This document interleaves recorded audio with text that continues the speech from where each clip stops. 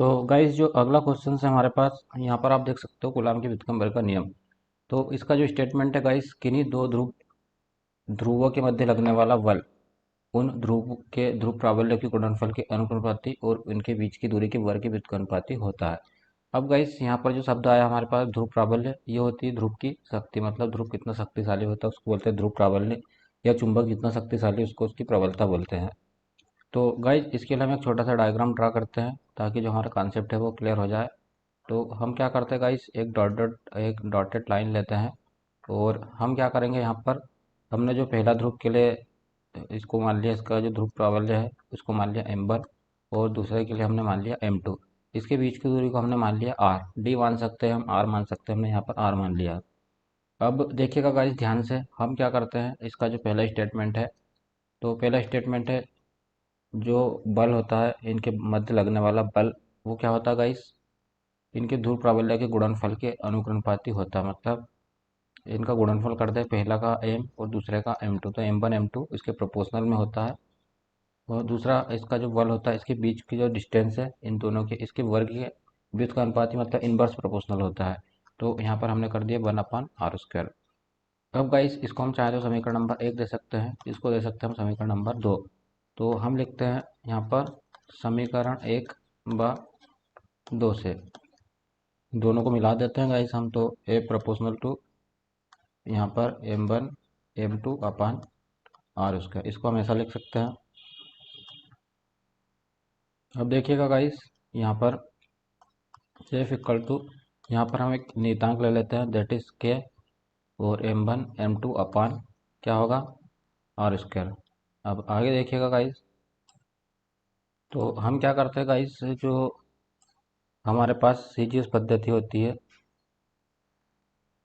CGS पद्धति, इसके अंदर अंतर्गत जो के होता है, के का मान होता है 1। तो यहाँ पर हम के की वैल्यू पुट कर दें तो के इक्वल्स टू हमारे पास हो जाएगा m1 m2 अपान r²। अब गाइस जो इसका मात्रक होता है, अगर हम मात्रक की बात करें तो इसका जो मात्रक होता है ये होता है डाइन।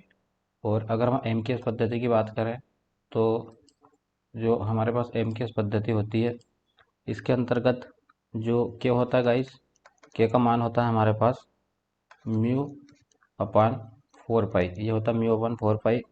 और यहाँ पर जो म्यू है हमारे पास, म्यू क्या है गाइस, ये चुंबकशीलता है, चुंबक की शक्ति लाइक यहाँ पर मान सकते हैं, तो यह है चुंबकशीलता। अब गाइस यहाँ पर देखिएगा जो हमारे पास म्यू है, तो म्यू इक्वल्स टू हमारे पास होता है, इसकी जो वैल्यूज होती है म्यू की, mu nought into mu R.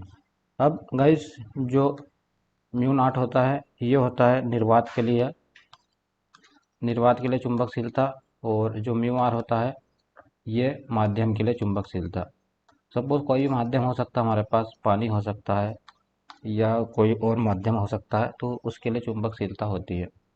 अब गाइस हम क्या करते हैं यहाँ पर, ध्यान से देखिए गाइस, अब हम क्या करेंगे, हम क्या करेंगे गाइस यहाँ पर वायु या निर्वात के लिए हम निकालते हैं वायु या निर्वात के लिए चुंबकशीलता, निर्वात के लिए। तो देखिए गाइस हमारे पास जो म्यू आर है ये होता है, म्यू आर होता है 1, किसके लिए, वायु या निर्वात के लिए। तो हम क्या करते हैं गाइस, इसकी वैल्यूज पुट कर देते हैं, तो हमारे पास होगा जो म्यू होगा, ये कितना हो जाएगा गाइस, म्यू 0 हो जाएगा, क्योंकि जो म्यू आर है ये होता है नॉट, और यहाँ पर हमने शायद लिखना भूल गए हैं, जो म्यू होता है गाइस, म्यू इक्वल्स टू होता है mu nought into mu R. ठीक है, यहाँ पे लिखा हुआ है, ठीक है गाइस, तो ये होता है, तो यहाँ पे हमने म्यू आर के प्लेस पे कितना रख दिया 1, तो हमारे पास म्यू की वैल्यूज हो जाएगी म्यू नॉट।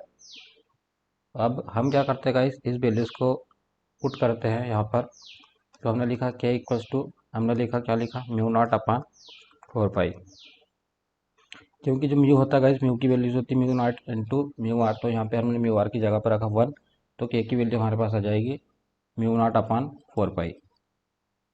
अब क्या करेंगे हम, ध्यान से देखिएगा गाइस, अब हम एक काम करते हैं, जो हमारे पास बल है एफ, तो यहाँ पर हम इसकी वैल्यूज पुट कर देते हैं, तो यह जाएगा म्यू नॉट अपान 4 पाई, ये किसकी वैल्यूज है गाइस, जो हमने नियतांक लिया था के, उसकी वैल्यूज। और यहाँ पर हमारे पास आएगा m1 m2 इनका गुणनफल बटे बीच की दूरी, तो यह आ जाएगा हमारे पास। अब गाइस ये जो होता है म्यू नॉट अपन 4 पाई, इसका जो मान होता है 10⁻⁻7, तो यहाँ पे हमने इसको मान लिख दिया, और m1 m2 upon R square. और इसका जो मात्रक होता है गाइस, चूँकि बल का मात्रक न्यूटन होता है, तो इसका मात्रक भी हो जाएगा न्यूटन, तो इसका मात्रक हो जाएगा न्यूटन। अब गाइस हम इसकी सहायता से एकांक ध्रुव को परिभाषित कर सकते हैं, जो कि एग्जाम में कई बार पूछा जाता है।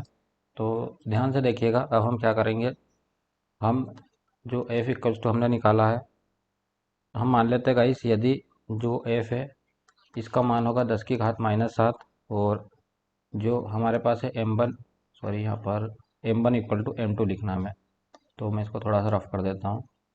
तो देखिए गाइस, हमने लिखा m1 इक्वल्स टू m2, ये दोनों आपस में मतलब बराबर हो जाएं, और इसकी जो वैल्यूज है इसको हम मान लेते हैं m। तो इसके लिए गाइस ये जो ध्रुव है ये हो जाएंगे समान और सजातीय।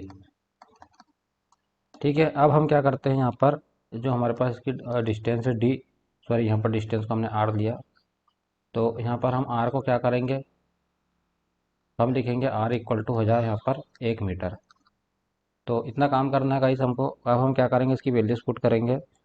तो देखिए एफ को हमने माना 10⁻⁻7, और यहाँ पर 10⁻⁻7 m1 m2 कुल मिला के एम है, इसको हमने सबको मान लिया, दोनों को m मतलब समान सा जाती है, इसके लिए इसको m माना, और इसको मान लिया हमने 1। तो ये आपस में कैंसिल आउट हो जाएंगे। तो अब हमारे पास क्या बचेगा,